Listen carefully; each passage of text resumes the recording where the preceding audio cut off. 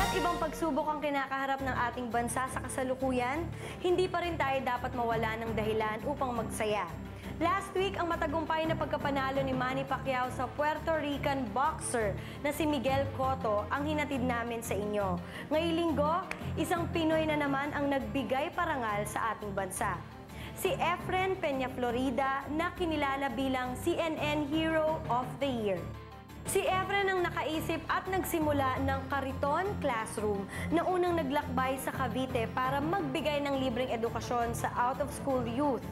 Hangad ni Efren at ng grupo nitong Dynamic Teen Company na maturuan ang street children na hindi makapag-aral dahil sa kahirapan. Nais din niyang ilayo sa masasamang bisyo ang mga kabataang ito. Isa si Pangulong Arroyo sa mga bumati kay Efren dahil sa dedikasyon at kabayanihan nito. Saludo kami sa iyo, Efren, at sa lahat na bumubuo ng Dynamic Teen Company. Samantala, tulad ni Efren, pinahahalagahan din ni Pangulong Arroyo ang edukasyon. Kaya naman, iba't ibang programa ang kanyang isinusulong upang makapagbigay ng good education sa lahat. Isa ang tagkawayan sa Quezon Province sa mga nabenepisyohan ng mga programang pang-edukasyon ng pamahalaan. Alamin natin kung ano-ano ang mga ito sa atin ito.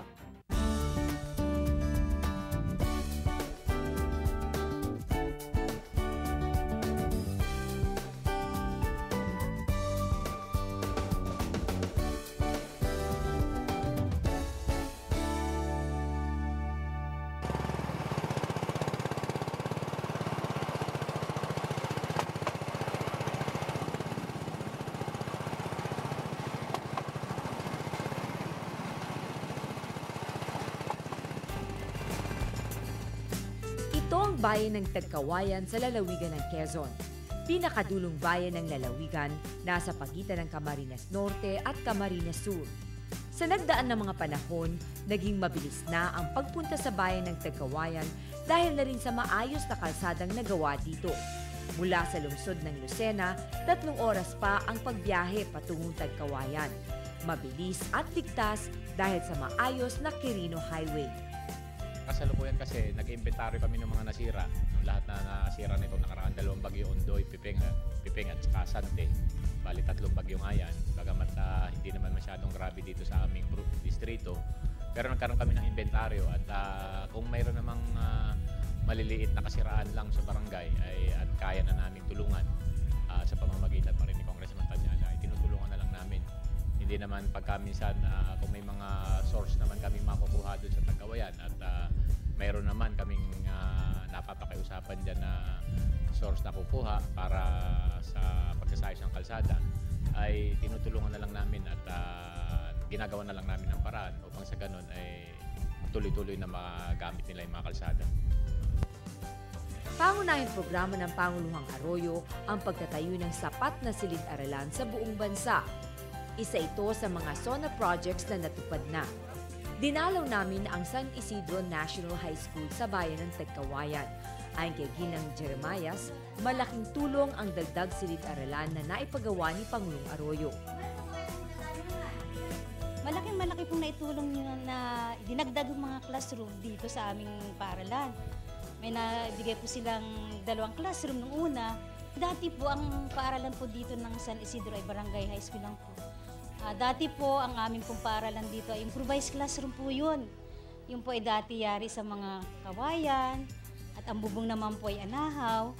Pero sa utay-utay yung pagbibigay na silid-aralan galing nga po sa ibang mga matulunging mga politician, ay dumarami po ang building po namin ngayon. At ngayon po ay talagang ang mga bata po, pati po ang mga magulang ay natutuwa nga po dahil nakikita nilang safe na po ang kanilang mga bata.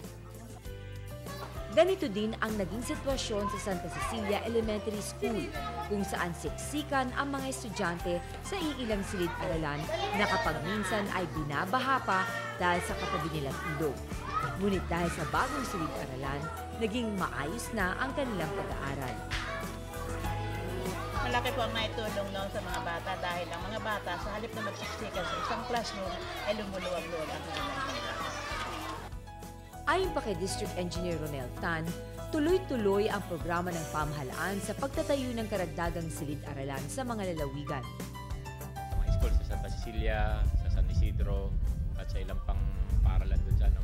Sa kasukulayan, maayos naman kasi maaga naman natapos kumpara ng mga ibang nakaraang taon kasi bahagi ito nung tinatawag na pam-priming projects ni Presidente. Kasabay nung natapos yung mga sa national roads, sinunod dito mga farm to market, ganun din itong street building. Kaya sa kasalukuyan ay maayos naman nagagamit na ng ating mga mag-aaral doon sa Tagkawayan. At nagpe-prepare na uli kami para sa 2010 naman na mga school building na gagawin. Sa usapin ng farm-to-market roads, malaki na din ang iniunlad ng Tagkawayan, lalo na ang mga barangay na nasa loob. Malaki po na ituro nito kasi ang mga magsasaka namin ito, madali na ngayon makapagbaba ng mga produkto. Ito pong mga nakikita nyo ito po ay dating gibang-giba. So dito po ay naglalakad pa ang mga tao pagka umuulan na madaling masira ito ng tubig. So ngayon po maganda-ganda na. Ang Mount Tinson po ay binubuo ng 10 barangay, Bamban, Mapulot, Landing, Tunton, Mansilay, Bukal, Santo Tomas. Basta po ito isang barangay itong paikot-ikot na ito at marami po dito ang mga critical portion na makikita niyo po tulad ng ganito ang mga karsada. Napakahirap nung araw kasi pero ngayon naman at least kahit pa paano marami na tayong nagawang kalsada dyan at patuloy yung pagsasaayos natin ng mga farm to market dyan. Kasi kagandahan naman dyan kasi bahagi ng Tagkawayan, dugsong-dugsong yung mga barangay, mahaba yung mga farm to market road. Siguro pag unenta natin lahat ng mga farm to market dyan, maabot na kulang-kulang na 100 kilometro din eh. At yan ay malaking bahagi na rin naman yung naisagawa natin. Bagamat kapag dumadating yung mga ilang bagyo ay nagkakaroon ng pagkasira. Pero tinutulungan naman natin lagi yung mga barangay, si Congressman at ang ating tanggapan ng DPWH ay laging umaalalay dun sa ating mga barangay dyan para laging maisaayos. At yun nga, ang gusto namin pagtuunan ng pansin ay itong na makarating naman tayo itong ating kalsada dun sa mga tabi ng release. Upang sa ganun naman ay makatikim ng kalsada yung ating mga kababayan dun sa tabi ng Daang Bakal. Tuloy na din ang programa ng DPWH 4th Engineering District sa paglalagay ng kalsada patungo sa mga barangay na dinaraanan ng riles. Ngayon ay matagal na namin pinaplano na magkaroon talaga ng doon sa malapit sa release na talagang walang daan, wala silang minsang communicate ng transportation, kundi doon lang sa skate na tinatawag, ay meron talaga kaming plano na gawa ng kalsada yung lugar na yan. Kaya nga pinaplano na naming umpisahan at gawin itong kalsada doon sa bahagi ng Santa Monica, Santo Niño, San Roque, papunta ng Manato.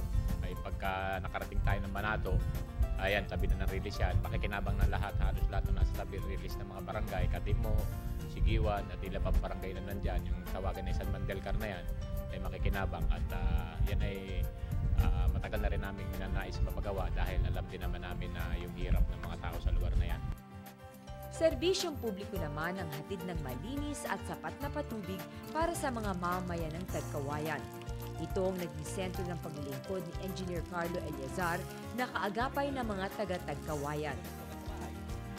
Nagkaroon tayo dito ng isang community-based water supply system sa pamamagitan ng isang community association dito sa Barangay Mapulot.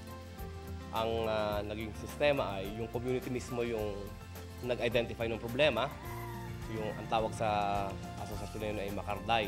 No? Dalawang problema yung kanilang nakita. Una, yung kakulangan ng potable water supply system dito sa Barangay Mapulot. At pangalawa, yung patuloy na pagkasira ng natitirang virgin forest dito sa Tagkawayan. So, nagkaroon ng isang magandang pagpulong at nakaisip ng isang proyekto kung saan mapagsasanib yung dalawa. Ang dinevelop yung spring sa virgin forest at siyang pinadaloy papunta dito sa Barangay Mapulot. Dati noon, ang kinukuha nilang inumin ay galing sa ilog. Kung kaya't marami nagkakasakit na diarrhea at iba pang related na sakit.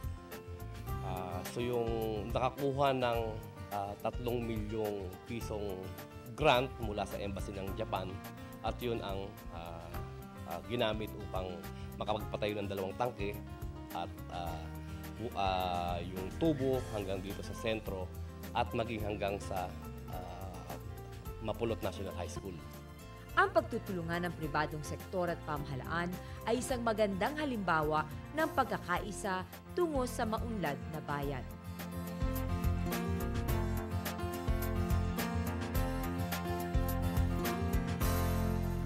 Natungayan niyo ang mga handog namin ngayong linggo. Magkita-kita tayo muli next week dito pa rin sa The Working President. Ako po muli si Jolina Magdangal. Magandang araw po.